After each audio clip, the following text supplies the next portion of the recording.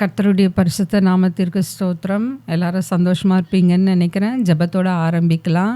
நேற்றும் இன்றும் என்றும் மாறாதவராய் இருக்கிற நல்ல தகப்பனே, இந்த அருமையான வேலைக்காக கொடான கோடி ஸ்தோத்திரம் ஏசப்பா. என் வாயின் வார்த்தைகளும் என் இருதயத்தின் தியானமும் உடைய சமூகத்தில் பிரீதியாக இருப்பதாக.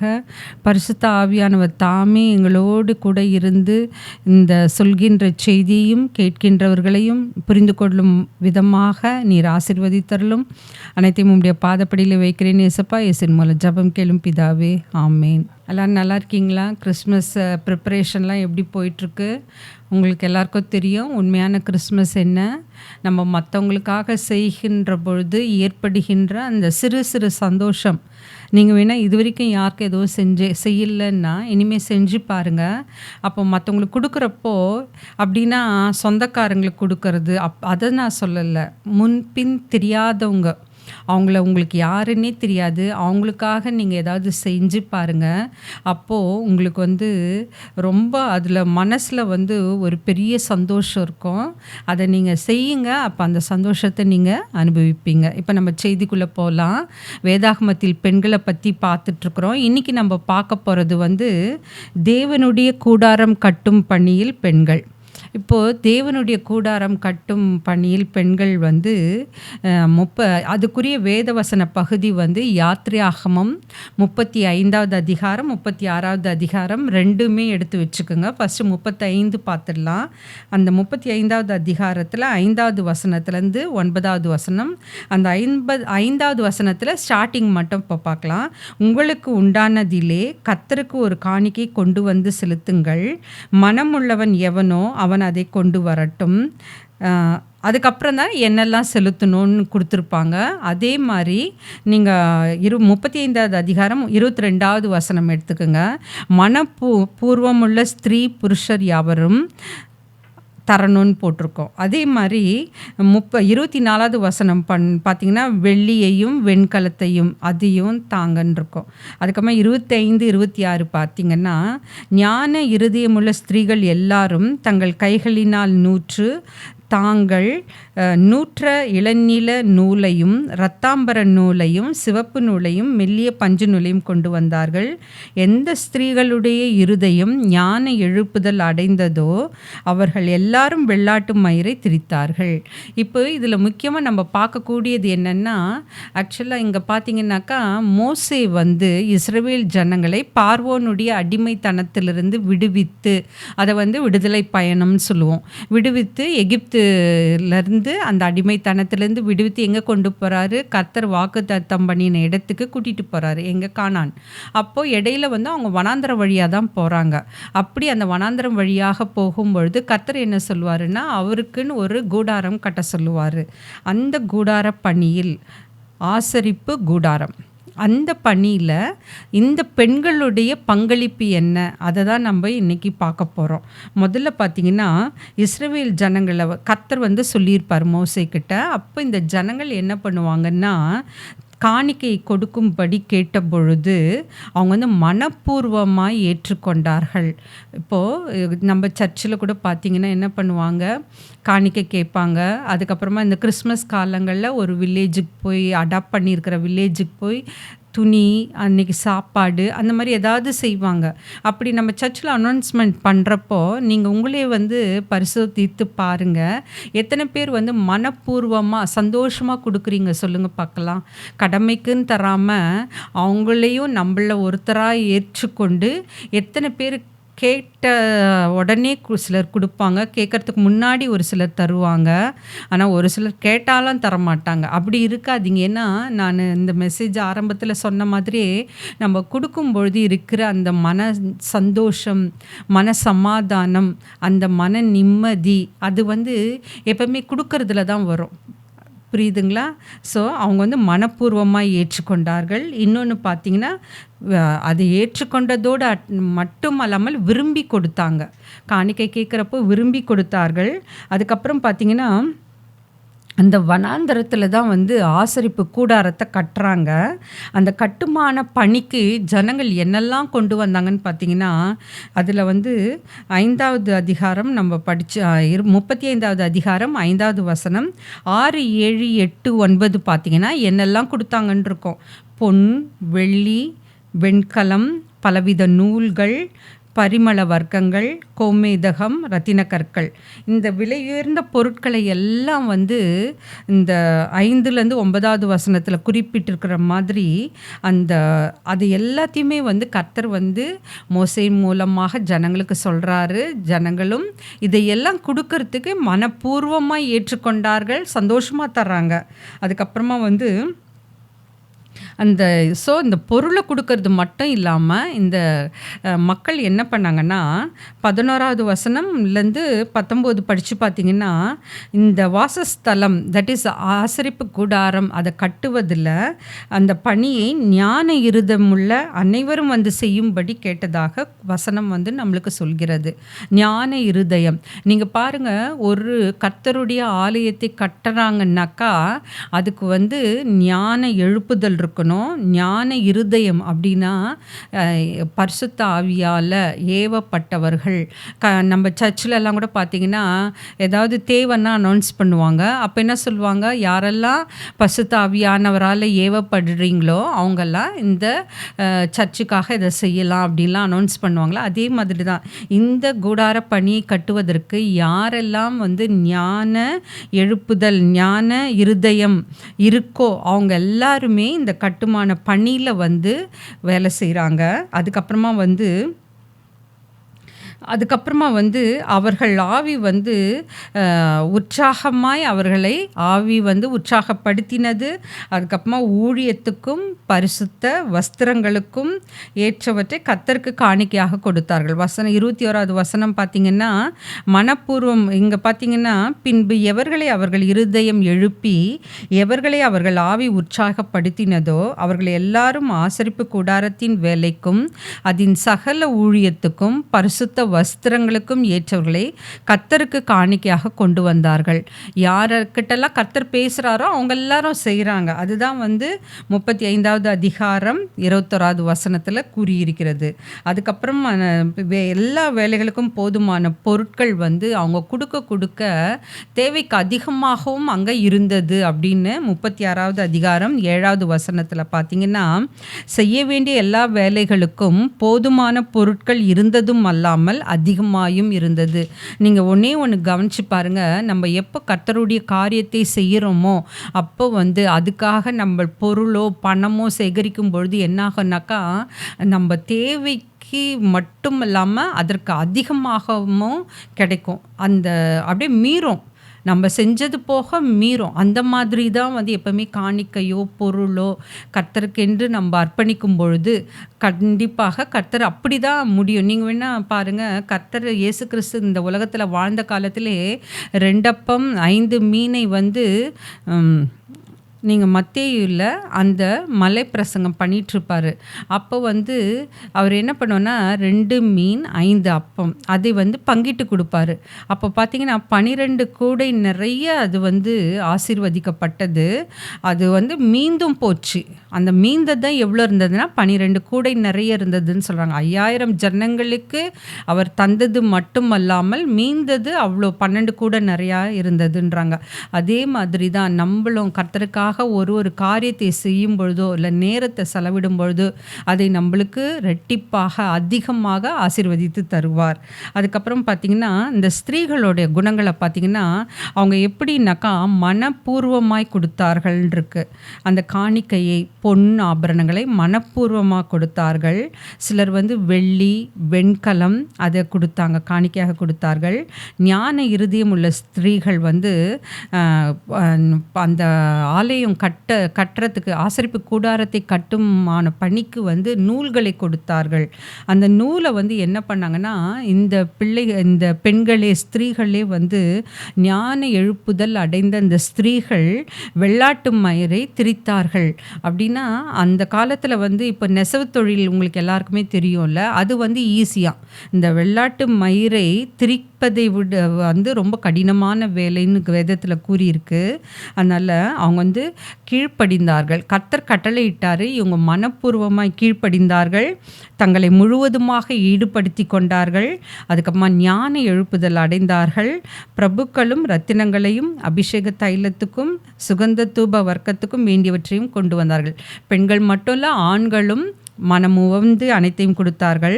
அப்போ வந்து அவங்க வந்து வனாந்திரத்துல தானே பயணம் பண்ணிட்டு இருந்தாங்க. அப்போ வந்து அவங்க அலங்கரிக்க வச்சுட்டு இருந்த அந்த பொருட்கள் எல்லாம் கூட அங்கெல்லாம் அப்போ அந்த காலத்துல எல்லாம் பார்த்தீங்கன்னா வெண்கலத்தில் தான் செஞ்சுருப்பாங்க. கண்ணாடி போன்ற தர்ப்பணங்கள், அதை பிளேட்ஸுன்னு சொல்லுவாங்க. அதை கூட வந்து அந்த வாசஸ்தலம் கட்டுமான பணிக்காக காணிக்கையாக கொடுத்தார்கள்.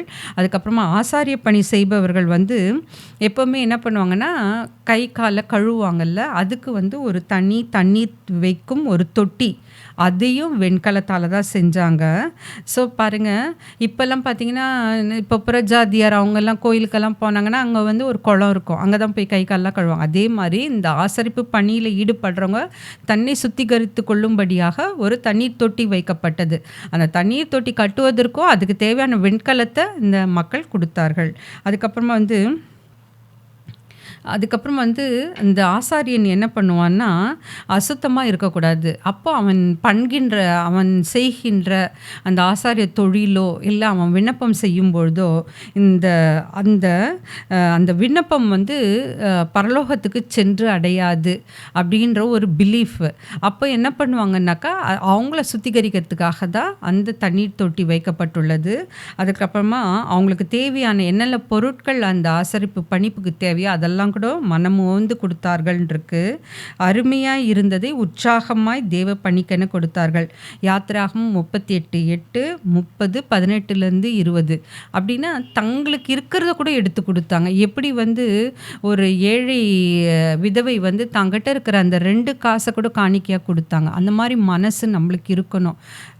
எங்களுக்கு வந்து பைபிள் காலேஜில் நான் படிச்சுட்ருக்கிறப்போ ஒரு கிளாஸ் எடுத்தாங்க. அப்போ வந்து எங்களுக்கு கிளாஸ் எடுத்த ஒரு வாத்தியர், பாஸ்டர் தான் எங்களுக்கு மேக்ஸிமம் கிளாஸ் எடுப்பாங்க, இல்லைனா மிஷினரி செய்கிறவர்கள். அப்போது அவங்க கேட்டாங்க, இப்போ வந்து உங்ககிட்ட இவ்வளோ பணம் இருக்குது, கடவுளுக்குன்னு காணிக்க கொடுங்கன்னு சொன்னாக்கா முழுவதும் கொடுப்பீங்களா, இல்லை 10ல் 1 பாகம் கொடுப்பீங்களா, இல்லை அதில் வந்து நிறைய ஒரு 3/4 பாகம் நீங்கள் எடுத்துகிட்டு 1/4 பாகம் கொடுப்பீங்களா அப்படின்னு கேட்டாங்க. அப்போ நான் சொன்னேன், உலக நியதி என்னென்னா, எல்லாருமே வந்து தங்கிட்ட இருக்கிறத முழுவதுமாக கர்த்தருக்குன்னு கொடுக்கறதே கிடையாது. அது எங்கேயாவது ஒரு சிலர் தான் இருக்கும். தான் வசிக்கிற அந்த வீடு, அதுக்கப்புறமா தனக்கப்புறம் அந்த நிலங்கள், அந்த வச்சிட்ருக்கிற அந்த பொன்னாபரணங்கள், இதெல்லாம் வந்து கர்த்தருக்கென்று கொடுக்குன்ற அந்த மனம் வந்து ஒரு சிலர் தான் இருக்கும். அது அப்போ நான் சொன்னேன், இல்லை பாஸ்டர் 3/4 வச்சுக்குவாங்க, 1/4 தான் கொடுப்பாங்க அப்படின்னு. அப்போ அவர் கூட சிரித்தார். ஏன்னா அதுதான் உலக நியதி. இப்போது கர்த்தர் காணிக்க கூட நம்ம போடுறப்போ நீங்கள் வந்து 10ல் 1 பாகம்னு சொல்கிறாங்கன்ட்டு கரெக்டாக அதை கால்குலேட் பண்ணி போடுவீங்க ஒரு சிலர்லாம். ஆனால் கர்த்தருக்கு அது எவ்வளோ வேணால் காணிக்க கொடுக்கலாமே, அது எதுவும் நம்மளுக்கு வந்து ஒரு இழப்போ இல்லை நீங்கள் கொடுக்கறதுனால இழந்து போகிறதில்ல. அதை விட உங்களுக்கு அதிகமாக தான் கடவுளை ஆசீர்வதித்து தருவார். ஏன்னா அவர் தான் நம்மளுக்கு கொடுத்தாரு. இந்த வேலை வாய்ப்பு, இந்த வசதி, இந்த வாழ்க்கை எல்லாமே யார் கொடுத்தது? கர்த்தர் கொடுத்தது. ஆனால் அவருக்கு நம்ம திருப்பி செய்கிறப்போ அது நம்மளுக்கு மனசே வரமாட்டேங்குது. வீட்டில் கூட பார்த்திங்கன்னா, பேரண்ட்ஸ் வந்து குழந்தைங்களுக்கு ஆசாசியாக வந்து சாப்பிட்றதுக்கு ஏதாவது வாங்கிட்டு வருவாங்க. அப்போது சும்மாவாவது போய் எனக்கு கொஞ்சம் கொடுமா அப்படின்னு கேட்டால் என்ன பண்ணோன்னா, அது வச்சுன்னு இருக்கிறதுலே கொஞ்சோண்டு புட்டு தான் கொடுக்கும். அந்த மாதிரி தான் நம்மளோட மனசும் இருக்குது. ஏன்னா ஆக்சுவலாக வாங்கிட்டு வர்றது பேரண்ட்ஸு, அது திருப்பி சும்மா குழந்தைக்கு வந்து எந்த அளவுக்கு அந்த கொடுக்கின்ற மனப்பக்குவம் மனசு இருக்குது அப்படின்னு பார்க்குறதுக்காக அப்படி கேட்பாங்க. ஒரு சில வீட்டில் சொல்லி வளர்ப்பாங்க, மற்றவங்களுக்கு செய்யணும், மற்றவங்களுக்கு கொடுக்குறப்போ நல்லா உற்சாகமாக மகிழ்ச்சியோடு தரணும். சிலர் வந்து வேண்டாம் விருப்பம் செய்வாங்க, சிலர் கடமைக்குன்னு செய்வாங்க. அப்படி இல்லாமல் அவங்க வந்து கர்த்தருக்காக ஒரு ஊழியத்தையோ இல்லை கர்த்தருக்காக ஒரு மெசேஜோ இல்லை ப்ரேயரோ இல்லை பாட்டோ ஏதோ ஒன்று கர்த்தருக்காக செய்யும் பொழுது அவங்களுக்கு வந்து அந்த பணத்தை கொடுக்குறாங்கள, வெகுமதி ஒன்று தர்றாங்கல்ல, அப்போ அவங்க வந்து அவ்வளோ சந்தோஷமாக இருக்கும். பணம் இருக்கிறவங்க என்ன பண்ணுவாங்க, அதை வாங்கிட்டு அவங்களுக்குன்னு வச்சுக்க போகிறதில்ல, அதை வேறு யாருக்காவது இன்னொருத்தருக்கு கொடுப்பாங்க. நிறைய மிஷினரிகள் அவங்க நிறைய பேர் பார்த்திங்கன்னா தனக்கு போக மற்றவங்களுக்கு கொடுக்கறத மாதிரி நான் கேள்விப்பட்டதில்லை. எந்த மிஷினரி கிட்டேயும் தனக்கு இருக்கிறத கொடுத்து தான் நான் பார்த்துருக்குறேன். ஸோ அந்த மாதிரி நம்மளும் மாறணும். அதுக்கப்புறம் பார்த்தீங்கன்னாக்கா இந்த பெண்கள் வந்து உற்சாகமாகவும் மனப்பூர்வமாயும் தேவனுக்கு காணிக்கை கொடுத்தார்கள். அவங்க எப்படி இருந்தாங்கன்னா ஞான இருதயம் உள்ளவர்களாய் செயல்பட்டார்கள். அதுக்கப்புறமா இவங்க வந்து இந்த பணியில் ஈடுபட்டவங்க வந்து வெவ்வேறு கிருபை பெற்றவர்களாக இருந்தார்கள், வெவ்வேறு தாளந்து உடையவர்களாக இருந்தார்கள். அதனால தான் பார்த்தீங்கன்னா யாத்திரையாகமம் 35வது அதிகாரம் 25வது வசனம் பார்த்தீங்கன்னா, ஞான இருதயம் உள்ள ஸ்திரீகள் எல்லோரும் தங்கள் கைகளினால் தாங்கள் நூற்ற இளநீல நூலையும் இரத்தாம்பர நூலையும் சிவப்பு நூலையும் மெல்லிய பஞ்சு நூலையும் கொண்டு வந்தார்கள். அப்போ ஒருத்தர் வேலை செஞ்சாங்க. ஒருத்தர் பொன்னாபரத்தை கொடுத்தாங்க, ஒருத்தர் வந்து வெள்ளியை கொடுத்தாங்க, ஒருத்தர் ரத்தனத்தை கொடுத்தாங்க, கோமேதகம், அவங்க கிட்ட எல்லாம் என்னெல்லாம் இருக்கோ அதெல்லாம் மனசார கொடுத்தாங்க. அவங்க இப்படி கொடுக்க முடியாதவங்க என்ன பண்ணாங்கன்னா அந்த கட்டுமான பணியில் ஈடுபட்டாங்க, நூற்றார்கள். அந்த மாதிரி ஒவ்வொருத்தருக்கும் ஒவ்வொரு தாளந்து காணப்பட்டது. அந்த நூல்களை எல்லாம் என்ன பண்ணாங்கன்னா எல்லாத்தையும் கொண்டு வந்து கொடுத்தார்கள். அதுக்கப்புறம் பார்த்தீங்கன்னா அந்த பிரதான ஆசாரியன் இருப்பார், ஆசரிப்பு கூடாரத்தில் பிரதான ஆசாரியன், இப்போ பூசாரி மாதிரின்னு வச்சுங்களேன். அவர் என்ன பண்ணுவாருன்னா பரிசுத்த சன்னிதானத்தில் பணிபுரியும் போது உடுத்த வேண்டிய பரிசுத்த வஸ்திரங்கள் தேவைப்படும், அதையும் வந்து அவங்க செஞ்சு கொடுத்தாங்க. யாத்திரையாகமம் 28வது அதிகாரம் 3-5 வசனங்களில் பார்த்தீங்கன்னா அந்த ஆசரிப்பு கூடாரத்துக்கு தேவையான தொங்கு திரைகள் அதுவும் நெய்யப்பட்டன. அதுக்கப்புறமா வந்து அந்த வேலையை வந்து அந்த விசேஷித்த அந்த மகத்தான வேலையை வந்து எல்லாரும் சேர்ந்து செஞ்சாங்க. அதுக்கப்புறமா அபிஷேகம் பண்ணப்பட்ட பெசலேயேலும் அகோலியாவும், இது எங்கே இருக்குன்னா யாத்திரையாகமம் 36வது அதிகாரம் 2வது வசனம், பெசலேயேலையும் அகோலியாபையும் கர்த்தரால் ஞானம் அடைந்து அந்த வேலைகளை செய்து வரும்படி தங்கள் இருதயத்தில் எழுப்புதல் அடைந்த ஞான இருதயத்தாராகிய எல்லோரையும் மோசே வரவழைத்தான். ஸோ இந்த 2 பேரும் குறிப்பிட்டு கூறப்பட்டிருக்கிறது. அவங்க என்ன பண்ணாங்க, அபிஷேகம் பண்ணப்பட்டு கர்த்தருடைய பணியில் ஈடுபட்டார்கள். அதுக்கப்புறமா அந்த இதுக்கு தேவையான நூல் வந்து எல்லாருமே பலரால் கொடுக்கப்பட்டது. அதுக்கப்புறமா இது நெக்ஸ்ட்டு பார்த்தீங்கன்னா இந்த பரிசுத்த ஸ்தலத்தில் விரிக்கப்படும்படி திரிப்பதற்கேற்ற தாளந்துகளை தேவன் அந்த ஸ்திரீகளுக்கு கொடுத்திருந்தார். ஸோ கர்த்தர் வந்து ஒவ்வொரு ஸ்திரீகளுக்கும் ஒவ்வொரு தாளந்தை கொடுத்திருந்தார். அவங்க வந்து அந்த தாளந்தை வேஸ்ட் பண்ணல. அதே மாதிரி தான் கர்த்தராகிய இயேசு கிறிஸ்து நம்மளுக்கு வந்து வெவ்வேறு தாளந்தை கொடுத்துருக்காரு. நீங்கள் வந்து கொரிந்தியரில் பார்த்தீங்கன்னா ஸ்பிரிச்சுவல் கிஃப்ட்ஸ்ன்னு இருக்கும். அப்படின்னா ஆவிக்குரிய வரங்கள், ஆவியின் கனிகள் வேற, வரங்கள் வேற. அப்போது ஒருத்தர் வந்து நல்லா பிரசங்கம் பண்ணுவாங்க, ஒருத்தர் வந்து நல்ல ப்ரேயர் பண்ணுவாங்க, ஒருத்தர் வந்து பகுத்தறிவாங்க, அப்படின்னா கண்டு அறியும் வரம். அதுக்கப்புறமா ஒருத்தர் வந்து நல்ல தீர்க்க தரிசனம் சொல்லுவார்கள். இந்த மாதிரி பல்வேறு வரங்கள் அது அந்த காலத்திலே பாருங்கள், கர்த்தர் ஒருத்தருக்கு ஒவ்வொரு தாளந்தை கொடுத்துருக்காரு. அந்த தாளந்தை வந்து நம்ம உபயோகிக்கணும், அதுதான் ரொம்ப முக்கியம். அதுக்கப்புறமா வந்து நெக்ஸ்ட்டு பார்த்திங்கன்னா அங்கே வேலை செய்தவங்களுக்கு வந்து பார்த்திங்கன்னா கர்த்தருடைய வேலையை செய்வதற்கு எழுப்புதல், உற்சாகம், மனப்பூர்வம், ஞானம், தாராள மனசு, இவை யாவும் தேவை. ஆசரிப்பு கூடாரத்தில் வேலை செய்ய யாவருக்கும் கர்த்தர் வந்து விருப்பத்தையும் ஞான இருதயத்தையும் கொடுத்தார். ஸோ நம்ம ஒரு காணிக்கை செலுத்தணுன்னா அது வந்து பொருளாக மட்டும் இல்லாமல் மற்ற எல்லா வேலை செய்யலாம், இல்லை கர்த்தருக்காக ஊழியம் செய்யலாம். அப்போ வந்து எப்படி இருக்கணுமா, எழுப்புதல் இருக்கணும், உற்சாகமாக செய்யணும், மனப்பூர்வமாக செய்யணும், ஞானத்தோடு செய்யணும், ஏன்னா பேதையாக இருக்கக்கூடாது. அதுக்கப்புறமா தாராள மனதோடு செய்ய வேண்டும். அதுக்கப்புறம் வந்து இந்த கட்டுமான பணியில் மெயினாக பார்த்திங்கன்னா இப்போல்லாம் பார்த்திங்கன்னா வீடு கட்டுறதுலலாம் யார் மெயினாக இருக்காங்க, ஆண்கள். ஆனால் சித்தாளின் பெண்களும் செய்கிறாங்க. ஆனால் அந்த காலத்திலே பாருங்கள், இந்த பெண்கள் அந்த வனாந்தரத்தில் இருந்த அந்த பெண்கள், இஸ்ரவேல் ஜனங்கள் என்ன பண்ணாங்கன்னா அவங்களால என்னெல்லாம் முடிந்ததோ அந்த கட்டுமான பணியில் தங்களால் இயன்றதை முன் வந்து செய்தார்கள். இங்கெல்லாம் வந்து கூலிக்கு டெய்லி கூட்டு போனால் தான் உண்டு. அவங்களெல்லாம் வண்டி வச்சு கூட்டு போயிட்டு அந்த வேலையெல்லாம் முடிஞ்சோடனே சாயங்காலம் திருப்பி வண்டி வச்சு கூப்பிட்டு வந்து விடணும். எங்கேருந்து கூப்பிட்டு போகிறாங்களோ அங்கே கொண்டாந்து விடுவாங்க. அதுக்குன்னு ஒரு தொகை பேசியிருப்பாங்க, ஒரு கூலியை. ஆனால் அந்த காலத்தில் பாருங்கள், இருக்கிறதெல்லாம் குடுத்தாங்க. அப்படி குடுக்க இல்லாதவங்க தன்னுடைய ஃபிசிக்கலா அவங்க போய் வேலை செஞ்சாங்க. அதுக்கப்புறம் வந்து இந்த ஸ்திரீகள் வந்து உற்சாகத்தோடு, அர்ப்பணிப்போடு, எழுப்புதலோடு தேவனுடைய வாசஸ்தலத்தின் பணியை செய்தார்கள். இப்போ வந்து நம்ம வந்து ஒரு வேலைய ஒரு இன்வால்வ்மெண்ட்டோட செய்யணும். அப்போ செய்யறப்ப நம்மளுக்கு மெயினா வந்து அடித்தளம் எதுனா அன்பு இருக்கணும். அன்பு இருந்தா தான் அந்த வேலைய வந்து நம்ம போய் உற்சாகமா செய்ய முடியும். அப்படின்னா அன்பு அந்த இடத்துல என்ன கட்டுமான பணியில என்ன அன்பு இருக்குன்னா, அந்த அன்பு இருக்கிறப்ப தான் நம்ப வந்து ஒருத்தரோட ஒருத்தர் கம்யூனிகேட் பண்ண முடியும். இப்போ நீ உம்முன்னு ஒரு வேலை செய்ற இடம்னு வச்சுங்களேன், இல்ல வீடோ கூட வச்சுக்கோங்க. அங்க போய் அப்படியே உம்முன்னு உட்காந்துருந்தா எப்படி இருக்கும்? யாருமே உங்ககிட்ட பேச மாட்டாங்கல்ல, வேலை வாங்க மாட்டாங்கல்ல. ஆனா நீங்க எல்லாரோடையும் பேசி, எல்லாரோடையும் நன்றாக பழகி, சிரித்து, அன்பா இருக்கிறப்போ நம்ப வந்து ஈஸியா ஒருத்தர்கிட்ட வேலை வாங்கலாம். நம்மளும் நம்மளால முடிந்த உதவிய செய்யலாம். அதுக்கப்புறம் வந்து இவங்க என்ன பண்ணுவாங்கன்னா, இவங்க வீட்டு வேலையும் செஞ்சிருப்பாங்க இந்த பெண்கள். ஏன்னா எப்பவுமே பெண்களுக்கு வந்து வீட்லயும் வேலை இருக்கும்ல. ஸோ அந்த வீட்டு வேலையும் முடிச்சுட்டு, அதுக்கு அடுத்த வந்து அந்த ஆசாரிப்பு கூடார வேலையும் அவர்கள் செய்திருக்க வேண்டும். அதுக்கு வந்து யாத்திரையாகமம் 36வது அதிகாரம் 2, 4 அவங்க வந்து 3வது வசனம் பின்பகுதி பார்த்தீங்கன்னா, பின்னும் ஜனங்கள் காலைதோறும் தங்களுக்கு இஷ்டமான காணிக்கைகளை அவனிடத்தில் கொண்டு வந்தார்கள்.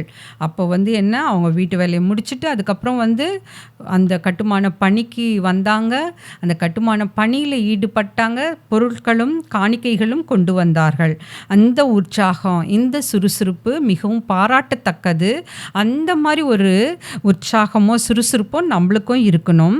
அதுக்கப்புறம் வந்து முதல்ல இவங்க கிட்ட என்ன இருந்ததுன்னா, கீழ்ப்படிந்தார்கள். இப்போ கர்த்தர் ஒரு கட்டளை இட்டார்னா, அது மோசே மூலமா ஜனங்களுக்கு தெரிவிக்கப்பட்டது. இந்த ஜனங்கள் கீழ்ப்படிந்தார்கள்.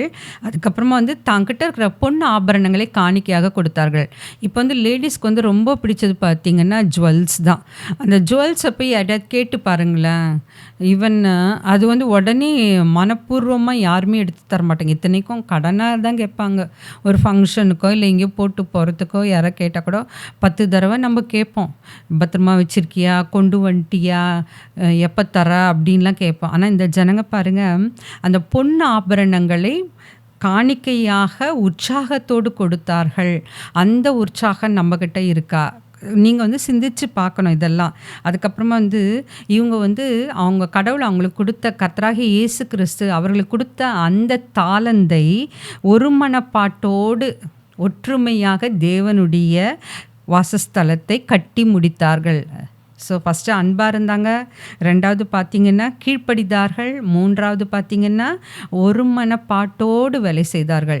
எப்பவுமே வந்து ஒரு இடத்துல நம்ம வேலை செய்கிறப்போ ஐக்கியம் ரொம்ப முக்கியம். ஸ்பிரிட் ஆஃப் யூனிட்டின்னு சொல்லுவோம். நம்ம ஒரு மனதாக இருந்தால் தான் அந்த வேலையை செய்து முடிக்க முடியும். நீங்கள் வீட்டில் கூட பாருங்கள், இப்போ ஃபார் எக்ஸாம்பிள் கிறிஸ்மஸ் வருதுன்னு வச்சுங்க. அதற்கு முன்னேற்பாடாக பார்த்தீங்கன்னா, இப்போது பிள்ளைகளுக்கு தேவையான துணிமணிகள், பெற்றோர்கள் அவங்களுக்கு, உங்கள் வீட்டில் வயதானவர்கள்னால் அவங்களுக்கு இந்த மாதிரி துணி எடுப்பீங்க. அதுக்கப்புறமா மற்றவங்களுக்கெல்லாம் வந்து பலகாரம் கொடுப்பீங்கள்ல, அதுக்காக ஏதாவது செய்ய சொல்லி ஒன்று ஆர்டர் பண்ணுவீங்க, இல்லை வீட்லையாவது செய்வீங்க. இந்த மாதிரி ஒரு காரியத்துக்கும் நம்ம முன்னேற்பாடாக இருக்கிறோம். ஆனால் கர்த்தருடைய ஊழியத்தையோ அவரை பற்றி கூறுவதற்கும் நம்ம எந்த அளவுக்கு முன்னெச்சரிக்கையாக முன்னேற்பாடோடு செயல்படுறோன்னு யோசித்து பாருங்கள். அது வந்து நம்ம வந்து கர்த்தருடைய ராஜ்யத்தை கட்டி எழுப்ப வேண்டும். அதுதான் ரொம்ப முக்கியம். அதுக்காக நம்மளோட பங்களிப்பு என்ன? அதை கொஞ்சம் சிந்தித்து பாருங்க. அதுக்கப்புறமா கர்த்தருடைய ஊழியத்தை செய்கிறவர்களுக்கு நம்ம வந்து உற்சாகமாக தரணும். இப்போ வந்து நிறைய பேர் மினிஸ்ட்ரி பண்ணுறாங்க. அவங்களுக்கு வந்து தனியாக வருமானம்னு எதுவும் இருக்காது. அப்படின்னா இப்போ மிஷினரி ஸ்தாபனங்களை அவங்களுக்கும் சம்பளம் வந்து எப்படி கொடுப்பாங்கன்னா, சிறிதளவு தான் கொடுப்பாங்க. இப்போ ஃபார் எக்ஸாம்பிள் இந்த நிறைய கிறிஸ்டியன் சேனல்ஸ் எடுத்து நடத்துகிறாங்கல்ல, அவங்களுக்கு வந்து எல்லா வருமானமும் பத்தாது. அவங்களுக்கு வந்து வேலை செய்கிறவங்களுக்கு கொடுக்கணும். இந்த சேனல் ஒன்று நடத்துகிறாங்கன்னா அங்கே வந்து கரண்ட்டு பில்லு கட்டணும், வாடகை கட்டணும், வேலை செய்கிறவங்களுக்கு சம்பளம் தரணும். அதுக்கப்புறமா மற்ற எல்லா விதமான காரியங்களையும் சந்திக்க அவங்களுக்கு பணம் தேவைப்படுகிறது. அப்போ அந்த மாதிரி கிறிஸ்துவ ஊழியத்தை எடுத்து செய்கிறவங்க, மற்ற மக்களுக்கு எடுத்து அந்த செய்தியை கொண்டு போகிறவர்கள், அவங்களுக்கெல்லாம் நம்ம எந்த அளவுக்கு வந்து உதவியாக இருக்கிறோம், எந்த அளவுக்கு உதவி கரத்தை நீட்டுகிறோம், அதை நீங்கள் யோசித்து பாருங்கள். அதுக்கப்புறமா வந்து வனாந்திரத்தில் தானே இந்த கட்டுமான பணி செஞ்சாங்க. இப்போது டெசர்ட்டு அந்த இடத்துல ஏதாவது வசதி இருந்திருக்குமா? யோசித்து பாருங்கள். தங்களை அந்த விடுதலை பண்ணி கொண்டு வந்த கர்த்தராகிய தேவன் பேரில் அவங்க அன்பு கொண்டிருந்ததுனால தான். ஏன்னா அடிமைத்தனத்திலிருந்து விடுவித்து கர்த்தர் அவர்களை வழிநடத்தி மோசே மூலம் வழிநடத்தி கொண்டு வர்றாரு. அப்போ அந்த இடத்துல பார்த்திங்கன்னா அவங்களுக்கு வந்து கர்த்தருக்காக அவங்க என்ன செய்கிறாங்க, அதுதான் இங்கே முக்கியம். அவங்க வந்து கர்த்தருக்காக தங்கக்கிட்ட இருக்கிற எல்லா பொருட்களையும் அர்ப்பணிக்கின்றார்கள். அதுக்கப்புறமா வந்து அவங்க வந்து உற்சாகமாக சந்தோஷமாக செஞ்சதுனால கர்த்தர் வந்து அவங்கள வந்து அந்த ஆசரிப்பு கூடார பிரதிஷ்டை, இப்போ வந்து நம்ம என்ன ஹவுஸ் வார்மிங் சொல்கிறோம், ஒரு வீடு கட்டிட்டா கிரகப்பிரவேசம் பண்ணுறீங்கல்ல, அப்போ வந்து தேவனது மகிமை இறங்கினது. அந்த ஆசரிப்பு கூடார பிரதிஷ்டை நாளில் இவங்க வந்து இந்த ஜனங்கள் கர்த்தர் மேலே அன்பு வைத்து கீழ்ப்படிந்து அவருக்காக காணிக்கைகளையும் கட்டுமான பணிகளையும் செய்த பொழுது அந்த ஸ்திரீகளும் ஆண்களும் கர்த்தர் என்ன பண்ணார், அதை ஏற்றுக்கொண்டார். அந்த மகிமை இறங்கியது. அப்போ வந்து அதுக்கு பேர் தான் ஷெக்கீனா. அதுக்கப்புறமா வந்து நெக்ஸ்ட்டு வந்து தேவன் வந்து இந்த இப்போ வந்து கர்த்தராகி இயேசு கிறிஸ்து இந்த உலகத்துக்கு வந்தார். அதுக்கப்புறம் நமக்காக பாடுபட்டார், சிலுவையில் அறையப்பட்டார், மரித்து அடக்கம் பண்ணப்பட்டார், 3ஆம் நாள் உயிர்த்தெழுந்தார், மறுபடியும் இப்போ வரப்போகிறாரு. அப்போது நம்ம இந்த காலத்தில் நம்ம என்ன செய்யணும்? ஒரு சிலர் காணிக்க தருவீங்க. அப்போது முடியாதவங்க என்ன பண்ணலாம்? நற்செய்தி அறிவிக்கலாம். ஏன்னா நம்ம வந்து பரலோக ராஜ்யம் கட்டப்படுவதற்கு ஆத்துமாவை ஆதாயம் செய்ய வேண்டும். எந்த ஒரு ஆத்துமாவும் கெட்டு போவது கர்த்தருடைய சித்தம் அல்ல. அப்போ நம்ம முதலாவது என்ன செய்யணும்? நற்செய்தியை அறிவிக்க வேண்டும். எத்தனை பேருக்கு தைரியம் இருக்குன்னு தெரியாது. எல்லாருக்கும் வந்து தைரியமாக போய் சொல்ல மாட்டாங்க, கொஞ்சம் பயப்படுவாங்க, இல்லை வெக்கப்படுவாங்க. ஆனால் கர்த்தருக்காக இதுவரைக்கும் எதாவது செய்யாமல் இருந்தீங்கன்னா சின்ன சின்ன வசனம், ஒரு குறுஞ்செய்தி அதை அனுப்புங்க. அதுவும் வந்து நற்செய்தி பரப்புறது தான். அதுக்கப்புறமா வந்து அவங்க வந்து அந்த பெண்கள் என்ன பண்ணாங்க, தங்கிட்ட இருந்த பொருட்கள் எல்லாம் கொடுத்தாங்கல்ல, அதே மாதிரி நம்மளும் வந்து சர்ச்சில் இல்லை மிஷினரி ஸ்தாபனங்கள் இல்லை மிஷினரிமார்கள் இல்லை சேனல்ஸ், கிறிஸ்டியன் சேனல்ஸ் நிறைய எடுத்து நடத்துகிறவங்க, அவங்களுக்கெல்லாம் வந்து தாராளமாய் மன உற்சாகத்தோடு கொடுக்க வேண்டும். அதுக்கப்புறமா வந்து ராஜ்யம் கட்டப்பட வேண்டும். அதற்கு நம்ம ஆத்தும ஆதாயம் செய்வதற்காக பரலோகத்தில் எல்லாவற்றையும் எல்லாருடைய ஆன்மாவையும் கொண்டு சேர்ப்பதற்கு நம்ம என்ன பண்ணணும்னா ஜெபிக்கணும். அந்த ஆத்தும ஆதாய பணியில் நம்ம ஈடுபட வேண்டும். அதுக்கப்புறமா வந்து அப்படி இப்போ வந்து ஒருத்தர் வந்து கிறிஸ்துவ பற்றி தெரிஞ்சுக்கிறாங்க, அவங்க வந்து தன்னுடைய பாவத்தை அறிக்கையிடுறாங்க, ரட்சிக்கப்படுகிறார்கள், அவங்க வந்து சபைகளில் சேர்க்கப்படுறாங்க. அப்படி சேர்க்கப்பட்டவர்கள் புதியவர்கள், அந்த கிறிஸ்து சபைக்கு புதியவர்கள். அவங்களுக்கு வந்து நம்ம சொல்லித்தரணும். புரியுதா? அவங்க எப்படின்னா போட்டோன்னு விட்டுறக்கூடாது. அந்த மாதிரி புதிதாக ஆத்துமாக்கள் சேரும் பொழுது, புதிதாக உறுப்பினர்கள் சேரும் பொழுது அவங்களுக்கு வந்து நம்மளால் இயன்ற உதவிகளை செய்ய வேண்டும். அதுக்கப்புறமா இந்த இறைப்பணியை முழு நேரம் செய்கிற எத்தனையோ மிஷினரிமார்கள், மினிஸ்ட்ரிஸ் இருக்கிறாங்க. அவங்களுக்கு வந்து நம்ம உற்சாகப்படுத்த வேண்டும். நம்முடைய நேரம், நம்மக்கிட்ட இருக்கிற பொருள், அதுக்கப்புறமா வந்து தாளந்துகள், இதையெல்லாம் வந்து நம்ம கடவுளுக்கு கர்த்தராகிய இயேசு கிறிஸ்துவிற்கு முழு மனதோடு உற்சாகத்தோடு அர்ப்பணிக்க தயாராக இருக்கணும். அதுக்கப்புறமா வந்து நாம் மறைவிடங்களில் செய்கின்ற சிறிய சிறிய காரியங்கள்லாம் கூட நெறைய பேருக்கு தெரியாது இதெல்லாம் செஞ்சாங்கன்னு. ஆனா கர்த்தர் வரும்பொழுது, நாம் செய்த காரியங்களுக்கு ஏற்ற பலனை அவர் பரத்திலிருந்து நம்மளுக்கு கண்டிப்பாக கிடைக்கும். ஏன்னா, இதில நான் கண்டிப்பா இத சொல்லி தான் ஆகணும். என்னோட 2வது அக்கா, அவங்க என்ன பண்ணுவாங்கன்னா, நெறைய தான தர்மங்கள் செஞ்சிருக்காங்க. அது எப்ப எங்களுக்கு தெரிஞ்சதுன்னா, சிலது எனக்கு தெரியும். ஆனா, நெறைய விஷயங்கள் எங்க வீட்ல இருக்கவங்களுக்கு யாருக்குமே தெரியாது. ஆனா, அவங்க இறந்த பிறகு, மரித்த பிறகு, அந்த பிரேயர் மீட்டிங்கில தான் எல்லாருமே சொன்னாங்க. யாரெல்லாம் சொன்னாங்கன்னு எனக்கு ரொம்ப ஆச்சரியமா இருந்தது. பார்த்தீங்கன்னா, மீன் விக்கிறவங்க. அந்த வழியா வருவாங்கல்ல, அப்போ அவங்க என்ன பண்ணுவாங்களாம், சாதத்தில தயிர ஊத்தி, அத மிக்ஸியில அரைச்சு, தண்ணியா மோர் மாதிரி நல்லா திக்கா கலக்கி குடுப்பாங்க.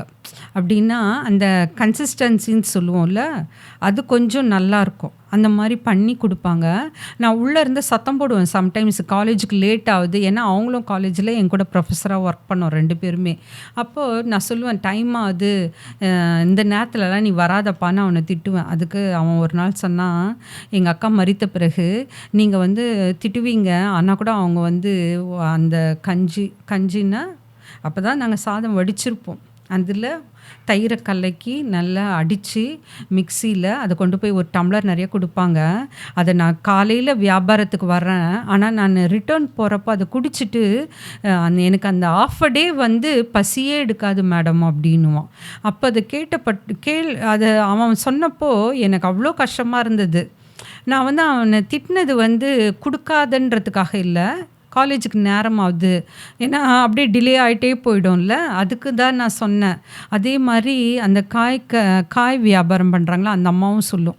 "அம்மா அந்த அம்மா சும்மா இப்பலாம் நம்பலாம் யாருக்காவது குடுத்தா எவ்வளோ குடுப்பீங்க? ஒரு ரூ. 5 ரூ. 10 அப்படி குடுப்பீங்கல்ல. ஆனா அவங்களும் அப்படி இல்ல. அவங்க கிட்ட என்ன இருக்கோ அத அப்படியே எடுத்து குடுப்பாங்க." எனக்கு அதுதான் ரொம்ப ஆச்சரியமா இருக்கும். சில நேரத்தில நான் பார்த்துருக்கேன். ஆனா எனக்கு தெரியாம எங்க வீட்ல யாருக்குமே தெரியாம அவங்க செஞ்சது தான் நெறைய. அதே மாதிரி அவங்களுக்கு வந்து அதே மாரி காலேஜில பார்த்தீங்கன்னா, அட்டெண்டர்ஸ் சொல்வாரு. அட்டெண்டர்ஸு கூட ஒர்க் பண்ற அ டெம்பரரி ஸ்டாஃப் இருப்பாங்க. அவங்க, ஸ்டூடண்ட்ஸு இவங்க எல்லாருமே அவங்க மரித்த பிற்பாடு சொன்ன காரியம் என்னன்னா, அவங்க யாரையுமே பசியா விட்டதில்ல மேடம். இப்ப அவங்க இருக்கிறாங்கன்னா, அந்த இடத்துல ஃபர்ஸ்ட்டு அவங்க என்ன செய்வாங்களாம், சாப்பிட வாங்கி குடுப்பாங்க. அதுக்கப்புறம் தான் ஒரு வேலையே வாங்குவாங்க. "எல்லாம் சாப்பிட்டீங்களா?" அப்படின்னு கேட்டுட்டு ஃபர்ஸ்ட்டு சாப்பிட தான் வாங்கி குடுப்பாங்க. அந்த மாதிரி நம்பளும் அவங்க செஞ்சது வந்து எங்களுக்கு இப்ப தான் தெரியுது. மரித்த பிற்பாடு தான் தெரியுது. அந்த மாதிரி மறைவில நாம் செய்கின்ற காரியங்களுக்கு ஏற்ற பலன் வந்து கர்த்தர் வெளிப்படும் நாளில் அதற்கு ஏற்ற ஒரு பலனை தருவார். நம்மளுடைய வாழ்க்கையிலயும் நம்ப அப்படி செய்ய வந்து நம்மள நாம அர்ப்பணிக்க வேண்டும். அதுக்கப்புறமா வந்து இந்த ஸ்திரீகள் எப்படி இந்த கட்டுமான பணியில எழுப்புதலோடு, உற்சாகத்தோடு, அர்ப்பணிப்போடு சிறப்பா வேலை செஞ்சாங்க. அதனால தான் அந்த ஆசரிப்பு கூடார பிரதிஷ்டை நாளில் தேவன் அதை அங்கீகரித்தார். அந்த மகிமையை வெளிப்படுத்தினார். அதை ஏற்றுக்கொண்டார். அதுக்கப்புறமா வந்து நம்ப இந்த காலத்தில நம்ம என்னலாம் செய்யலான்னா, சபை வளர்ச்சிக்கு அத வந்து நம்ம என்ன சொல்லுவோம், சர்ச் குரோத் அண்ட் டெவலப்மெண்ட். அத வந்து தியாலஜி பிரகாரம் சொல்லணும்னா, சர்ச் பிளான்டிங். ஸோ சபைகள் வளர்வதற்கும், அதுக்கப்புறமா வந்து அங்க சபை ஊழியத்தை செய்கின்ற போதகர்கள் இருப்பாங்க. அங்க வேலை செய்ற ஊழியர்கள் இருப்பாங்க. நம்மால முடிந்த உதவியை செய்ய வேண்டும். அதுக்கப்புறமா வந்து கர்த்தர் நமக்கு கொடுத்திருக்கிற இந்த நேரத்த, அதுக்கப்புறமா தாளந்துகள நற்செய்தி ஊழியத்திற்காக நாம் பயன்படுத்த வேண்டும். நம்மளுக்கு ஒரு நாள் வந்து 24 மணி நேரம் இருக்கு. இன்னைக்கு உட்காந்து யோசிங்க. அந்த 20 மணி நேரத்துல நீங்க எவ்வளோ நேரம் கர்த்தருக்காக செலவிடுறீங்கன்றத உட்காந்து யோசித்துங்க. அப்படி நீங்க கம்மியா செலவு செய்றீங்கன்னா, இனிமே கர்த்தருக்காக செலவு செய்ய ஆரம்பிங்க. ஏன்னா 10ல 1 பாகம் நேரம் கூட தான். காணிக்கை மட்டும் இல்ல. அதையும் யோசித்து பாருங்க. நெக்ஸ்ட் வந்து இப்போ நம்ம வந்து இந்த ஸ்திரீகள் எவ்வளோ செஞ்சாங்கன்னு பார்த்தோம்ல. இப்போ நம்ம சொல்லலாம், நம்ம வந்து கேர்ள்ஸ், லேடீஸ் எல்லாம் ஃபிசிக்கலா நம்ம வீக்கு. நம்மளால என்ன செய்ய முடியும்? நம்ம ஒரு பலவீன பாண்டங்கள் அப்படின்றோம். கிடையாது. அத வந்து நம்ம யோசித்து நம்மள நாமளே வந்து குறைத்து கொள்ளக்கூடாது. ஆனா தேவராஜ பணியில அந்த நித்திய ஜீவ வாழ்க்கை அடைவதற்கு, பரலோக ராஜ்யத்தை கட்டுவதற்கு நம்மளால ஆன காரியங்களை நாம் செய்யலாம். செய்யலாம், பாட்டு பாடலாம், துதிக்கலாம், ப்ரேயர் பண்ணலாம், மெசேஜ் தரலாம். மிஷனரிக்காக உங்களால் இஃப் யூ ஆர் நல்ல ஒரு குட் ஸ்ட்ரென்த் இஃப் யூ ஹாவ்னா you can travel, you can tell the message. அதுக்கப்புறமா வந்து நம்ம எப்படி இருக்கணும்னா ஞான இருதயம் உள்ளவர்களாய், ஞான எழுப்புதல் உள்ளவர்களாய், சபை ஊழியங்களுக்கும் சபை வளர்ச்சிக்கும் உறுதுணையாக இருக்கணும். எந்த சபையும் வந்து நம்மளால் கெட்டு போச்சுன்னு சொல்லக்கூடாது. இன்னொன்று ஒரு முக்கியமான காரியங்கள், இப்போ ஸ்திரீகள் பெண்கள் நீங்களும் வந்து இப்போ பாஸ்ட்ரேட் கமிட்டியில் இருக்கிறீங்க, பிசி மெம்பராக இருக்கிறீங்க. அப்போ என்ன பண்ணணும்னா அந்த சபை வளர்வதற்காக பாடுபட வேண்டும். அந்த சபையை ரெண்டாக பிரிக்கிறதுக்காக பாடுபடக்கூடாது. அதே மாதிரி உங்களுக்கு ஒரு ரெக்கக்னிஷன் இல்லைன்னு வச்சுங்களேன், நீங்கள் பிசி மெம்பராகவோ இல்லை வேறு எந்த பொறுப்புலையோ இருக்கிறீங்க, ஆனால் உங்களை வந்து ரெக்கக்னைஸ் பண்ணலை அப்படின்னா கவலைப்படாதீங்க. ஏன்னா மறைவிடங்களில் செய்கின்ற உங்களுடைய வேலைக்கு நற்கிரியைகளுக்கு ஏற்ப எப்போ கர்த்தராகிய இயேசு கிறிஸ்து வெளிப்படும் பொழுது அதற்குரிய அங்கீகாரம் பலன் கிடைக்கும். அதனால் நீங்கள் எது செஞ்சாலும் மனுஷருக்கென்று செய்யாதீர்கள், கர்த்தருக்கென்று செய்யுங்கள். அதே மாதிரி இப்போ சர்ச்சில் கூட நிறைய ஆக்டிவிட்டீஸ் நடக்கும்.